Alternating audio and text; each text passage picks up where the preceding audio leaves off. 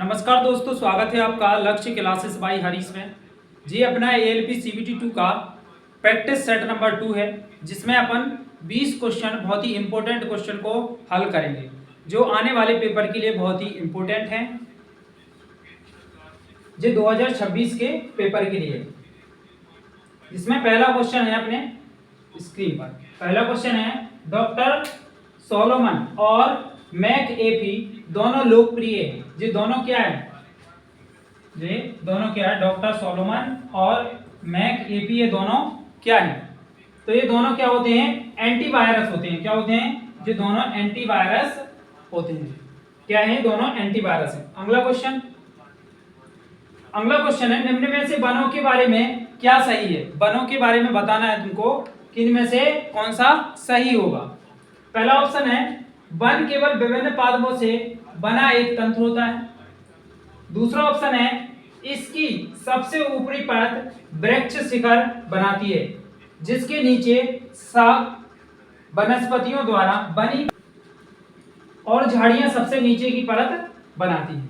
तीसरा ऑप्शन है, जो वन होते हैं, वन वृद्धि करते हैं और परिवर्तित होते हैं। क्या होते हैं? परिवर्तित होते हैं, परंतु स्वयं अपना पुनर्जनन नहीं कर सकते।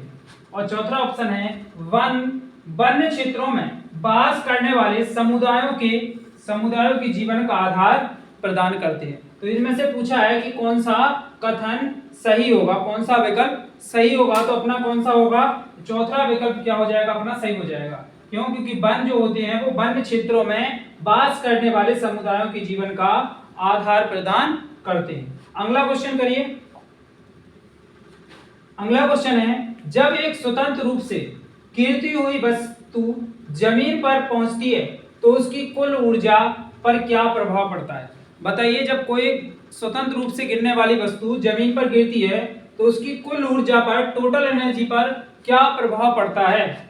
पहला ऑप्शन है, कुल ऊर्जा घट जाती है। दूसरा ऑप्शन है, कुल ऊर्जा बढ़ जाती है। तीसरा ऑप्शन है, कुल ऊर्जा स्थिर रहती है। और चौथा ऑप्शन है, वस्तु की गतिज ऊर्जा शून्य हो जाती है। तो देखिए, जब भी कोई वस्तु ऊपर से नीचे गिरती है,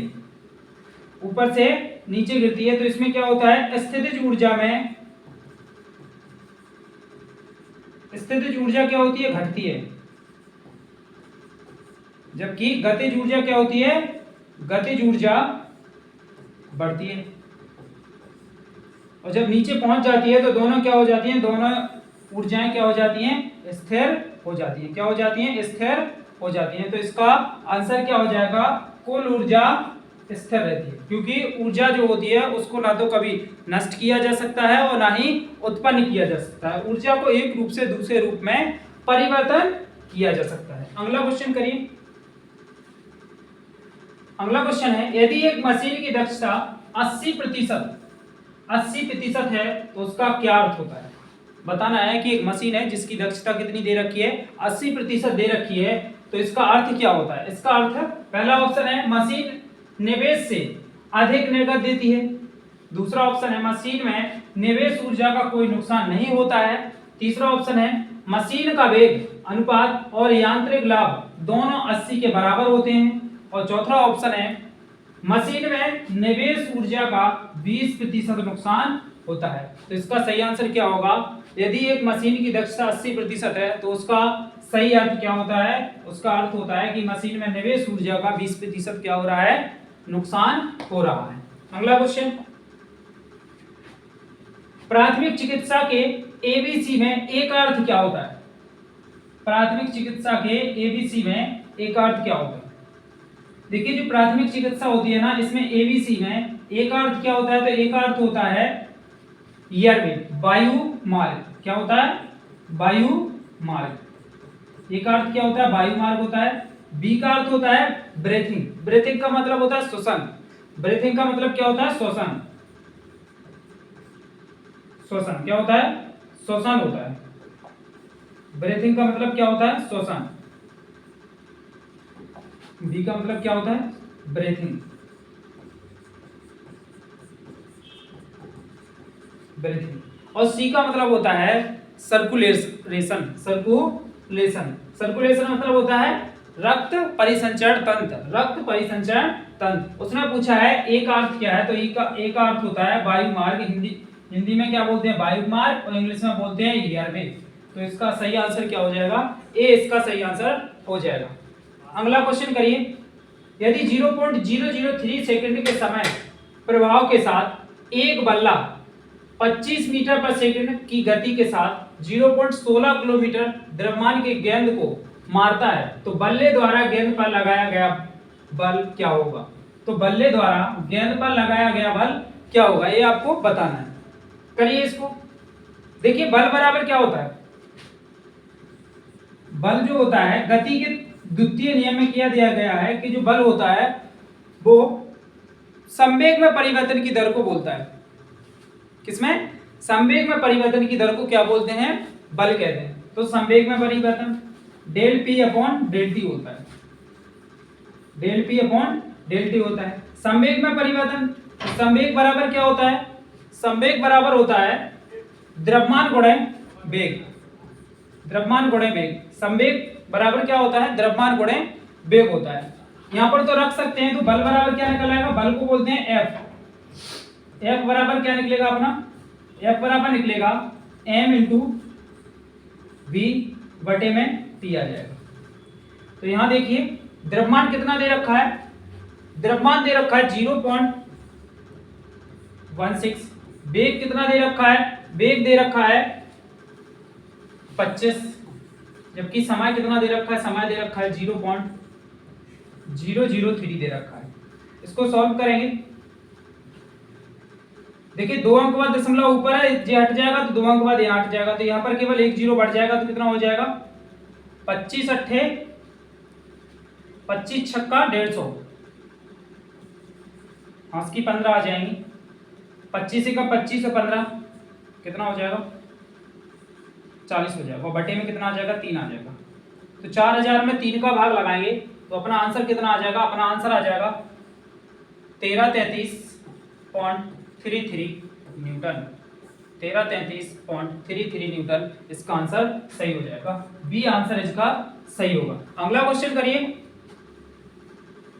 अगला क्वेश्चन है लामी के प्रमेय का सही कथन चुनिए। लामी के प्रमेय का सही कथन आपको बताना है कि कौन सा कथन सही है लामी की प्रमेय के अनुसार। तो पहला है, यदि किसी निकाय पर कार्य करने वाले 3 बलों को संतुलन में कहा जाए, किसमें कहा जाए, संतुलन में कहा जाए, तो प्रत्येक बल अन्य 2 बलों के बीच के कोण की जिया पर सीधे निर्भर होता है। दूसरा है, यदि 3 बल गैर समतलीय हैं तो प्रत्येक बल अन्य 2 बलों के बीच के कोण की जिया पर सीधे निर्भर होता है। तीसरा है, यदि 3 बल संतुलन में नहीं है तो प्रत्येक बल अन्य 2 बलों के बीच के कोण की जिया के व्युत्क्रमानुपाती होता है। और चौथा ऑप्शन है इसका, यदि 2 बल संतुलन में हैं तो प्रत्येक बल उनके बीच के कोण की जिया के अनुक्रमानुपाती होता है। तो इसका आंसर क्या होगा बताइए। देखिए लामी के प्रमेय के का जो सही कथन होता है वो आंसर क्या होगा अपना, पहला सही होगा। इसमें क्या होता है, इसका जो सूत्र होता है वो होता है, जो F1 बल लगाया गया वो किस पे लगाया गया, साइन अल्फा बराबर F2 जो बराबर होता है वो साइन बीटा, और जो F3 बल लगाया जाता है वो साइन गामा, साइन गामा। ये तीनों क्या होते हैं, बराबर होते हैं। ये किसकी प्रमेय होती है, तो ये लामी की प्रमेय होती है। इसका आंसर क्या हो जाएगा, ए आंसर अपना सही हो जाएगा। अगला क्वेश्चन करिए, प्रोजेक्टेशन स्क्रीन पर ऑब्जेक्ट चुनने के लिए खाली स्थान करता है, एक लाइट टची इंडिकेटर का प्रयोग करता है। तो क्या करता है इसका, तो इसका देखो डायरेक्ट पहला ऑप्शन है स्कैनर, माइक्रोफोन, लाइट पेन और स्पीकर। इसका आंसर है लाइट पेन। कौन करता है, लाइट पेन इसका सही आंसर हो जाएगा। अगला क्वेश्चन करिए,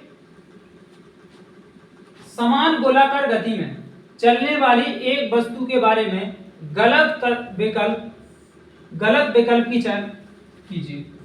जो गलत विकल्प है उसका चयन करना है। करिए इसको।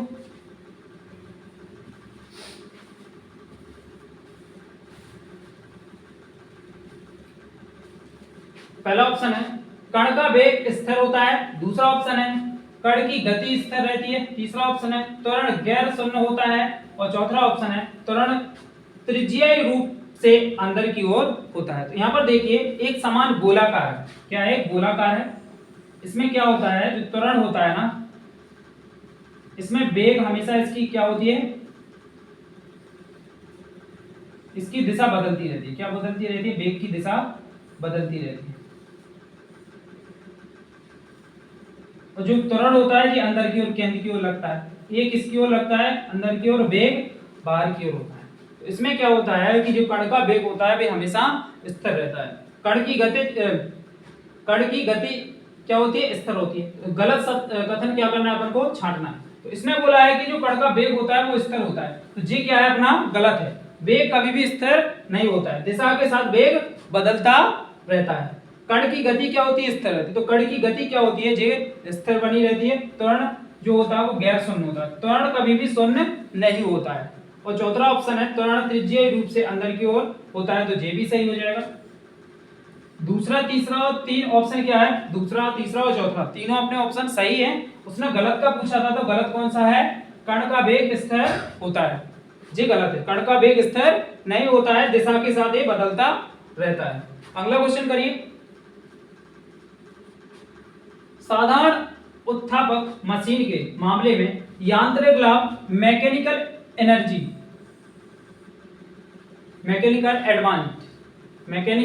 एडवांटेज खालिस्तान के रूप में परिभाषित किया जाता है। मान लीजिए W क्या है, एक भार है, P क्या है, प्रयास है, और X क्या है, भार का विस्थापन, और Y क्या है, आयास का विस्थापन। तो उसने पूछा है कि यांत्रिक लाभ क्या होगा। देखिए यहाँ पर यांत्रिक लाभ बराबर होता है,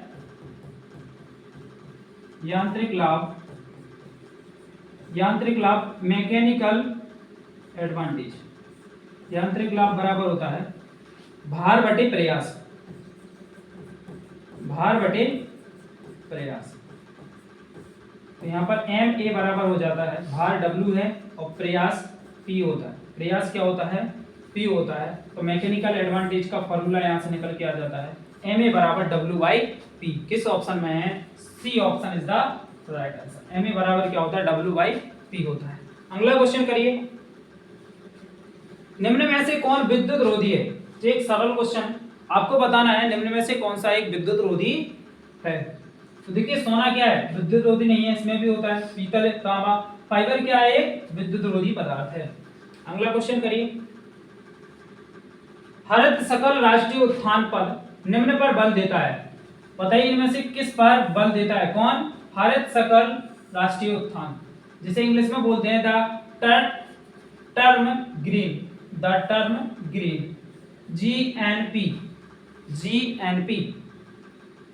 देखिए पहला है प्रति व्यक्ति आय में वृद्धि, क्या होती है, प्रति व्यक्ति आय में वृद्धि होती है। दूसरा है आर्थिक विकास पर, और तीसरा है GNP की तुरंत वृद्धि पर, और चौथा ऑप्शन है सतत विकास पर। तो इसका आंसर क्या हो जाएगा, इसका आंसर चौथा अपना सही हो जाएगा। अगला क्वेश्चन करिए।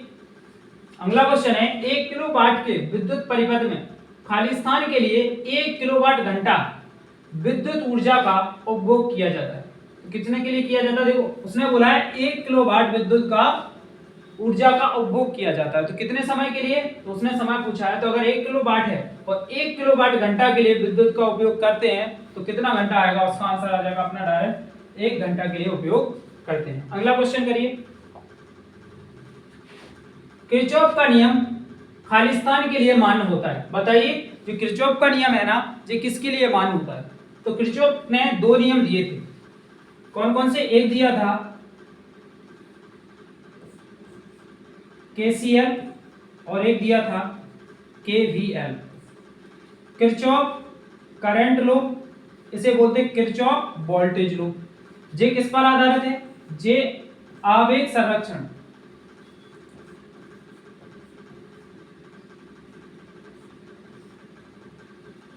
आवेग संरक्षण पर आधारित है।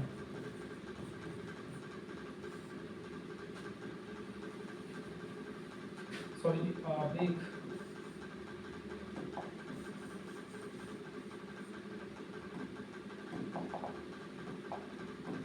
जो यहाँ पर जो वोल्टेज लो होता है जो ऊर्जा संरक्षण पर आधारित है, ऊर्जा संरक्षण पर, जे आवेश ही होता है, आवेश संरक्षण पर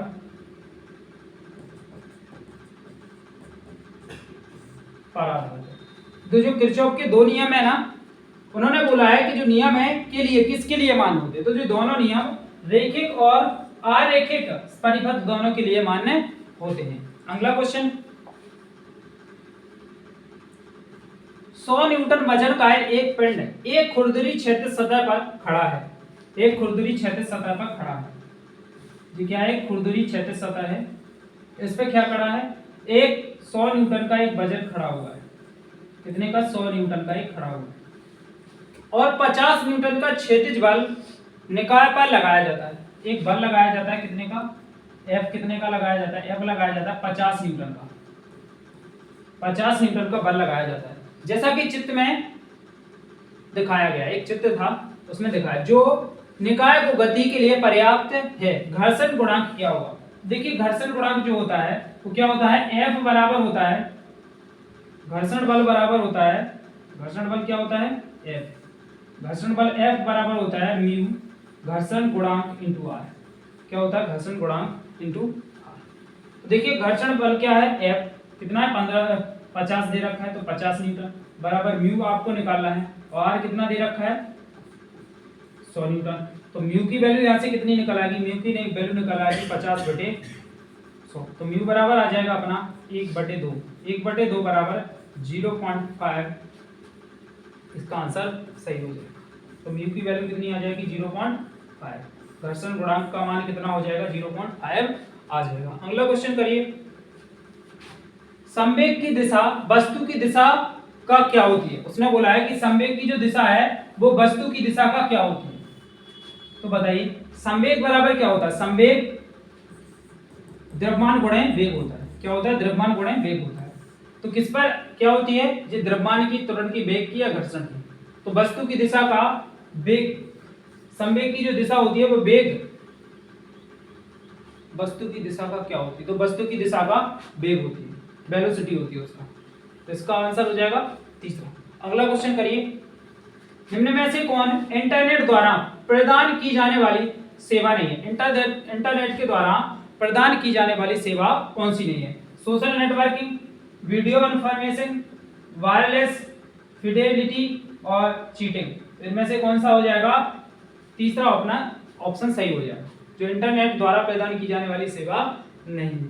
अगला क्वेश्चन करिए, कौन से उत्तोलक में बल जो होता है भार तथा आलम्ब के बीच में होता है, बताइए, करिए इसको।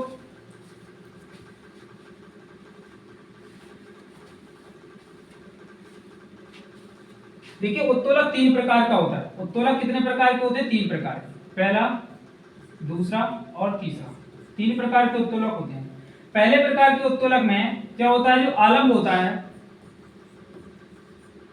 आलम्ब जो होता है वो भार और प्रयास के बीच में होता है, प्रयास के बीच में होता है। दूसरे प्रकार के उत्तोलक में क्या होता है, इसमें क्या होता है, भार जो होता है, भार जो होता है जो प्रयास और आलम्ब के बीच में होता है। और तीसरे प्रकार के उत्तोलक में जो प्रयास होता है, प्रयास इसे ही बोलते हैं बल, इसे क्या बोलते हैं, बल बोलते हैं। जो प्रयास होता है जो भार और आलम्ब के बीच में होता है। तो उसने पूछा है कि जो बल है वो भार और आलम्ब के बीच में किस प्रकार के उत्तोलक में होता है। तो किस प्रकार के में होता है, तीसरे प्रकार के उत्तोलक में होता है। तो किस ऑप्शन में है, ऑप्शन नंबर 3, इसका आंसर सही हो जाएगा। अगला क्वेश्चन करिए, 100 वोल्ट की आपूर्ति से 0.5 एम्पियर धारा वहन करने वाले लैंप द्वारा खपत की जाने वाली विद्युत क्या होगी। 50 वोल्ट, 25 वोल्ट, 100 वोल्ट और 5 वोल्ट। तो विद्युत शक्ति पूछा है उसने। तो P बराबर क्या होता है, P बराबर होता है VI, V इंटू टी। आई भी होता है VI होता है। क्या होता है? VI। तो यहाँ से देखिए P बराबर क्या निकलेगा, वोल्टेज कितना दे रखा है 100 और विद्युत धारा कितनी दे रखी है 0.5। पॉइंट हटाएंगे नीचे 10 आ जाएगा, एक जीरो से एक जीरो कट जाएगा, P की वैल्यू कितनी आ जाएगी 50 वाट।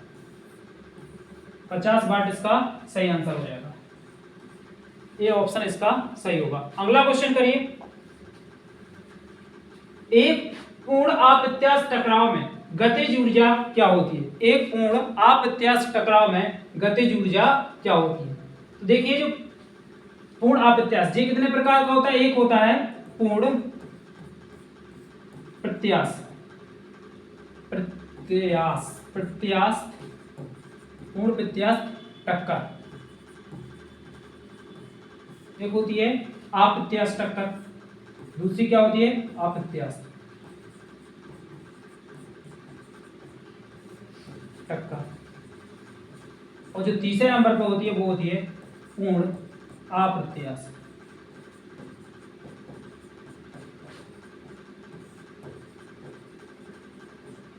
पूर्ण अप्रत्यास्थ टक्कर, इसमें क्या होता है कि कोई भी चीज अगर जितनी स्पीड से फेंक रहे हो, दीवार में अगर तुम एक गेंद को जितनी स्पीड से मार रहे हो तो वापस उतनी ही स्पीड से वापस आती है, तो उसे क्या बोलते हैं अपन? पूर्ण प्रत्यास्थ टक्कर बोलते हैं। अप्रत्यास्थ टक्कर में क्या होता है कि इसमें अगर तुम 10 की स्पीड से किसी वस्तु को फेंक रहे हो तो वापस ये उससे कम की स्पीड से आती है, तो उसे क्या बोलते हैं? अप्रत्यास्थ टक्कर बोलते हैं। मतलब इसमें गति क्या हो जाती है? कम हो जाती है। पूर्ण अप्रत्यास्थ टक्कर में क्या होता है? पूर्ण अप्रत्यास्थ टक्कर में अगर किसी वस्तु को तुम एक बालू में फेंक रहे हो तो क्या होती है? इसकी गतिज ऊर्जा 80 से 90% कम हो जाती है, मतलब रुक जाती है और आगे धीरे धीरे आगे बढ़ती है। तो पूर्ण अप्रत्यास्थ टक्कर में क्या होता है? गतिज ऊर्जा भी थोड़ी कम ही होती है। तो पूछा क्या था इससे कि एक पूर्ण अप्रत्यास्थ टकराव में गतिज ऊर्जा क्या होगी? तो इसका आंसर क्या हो जाएगा? यह कम ही होती है।